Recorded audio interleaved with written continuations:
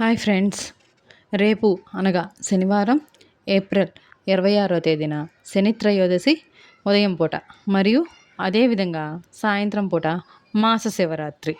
కాబట్టి ఉదయం త్రయోదశి చాలా తక్కువ టైం ఉంది కాబట్టి ఉదయాన్నే నిద్రలేచి స్నానం చేసుకొని గుడికి వెళ్ళి శని త్రయోదశి కాబట్టి నువ్వుల నూనెతోటి శనిదేవునికి అభిషేకం చేసుకొని ఆయన ముందు దీపం వెలిగించి మంత్రాన్ని చదువుతూ ఓం శనేశ్వరాయ నమః అనే మంత్రాన్ని చదువుతూ 9 కానీ 11 ప్రదక్షిణలు చేసి తర్వాత బయటకు వచ్చిన తర్వాత అలాగే కాళ్ళు చేతులు కడుక్కొని వెళ్ళి శివుడికి దండం పెట్టుకొని రావచ్చు.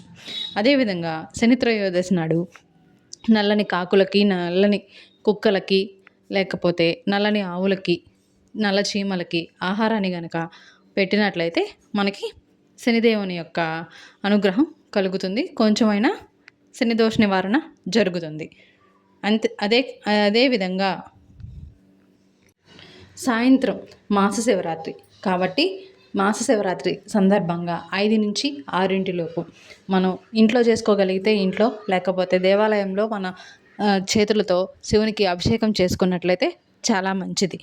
నల్లని నువ్వులు పాలల్లో కలిపి కొంచెం బెల్లం పటిక అంటే పంచదార పలుకులు వేసి అభిషేకం చేసుకుంటూ ఓం నమో భగవతే రుద్రాయ నమః అనే మంత్రాన్ని చదువుతూ శివునికి అభిషేకం చేసుకోవచ్చు.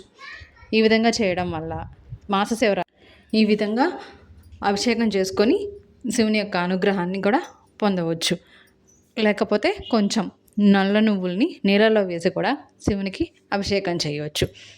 మళ్ళీ అదేవిధంగా ఆవు పాలు, నువ్వులు, పటిక కలిపి శివునికి అభిషేకం చేస్తూ ఓం నమ శివాయ, ఓం నమో భగవతే రుద్రాయ అనే మంత్రాన్ని చదువుతూ అభిషేకం చేసుకున్నట్లయితే మనకు శివానుగ్రహం కలుగుతుంది.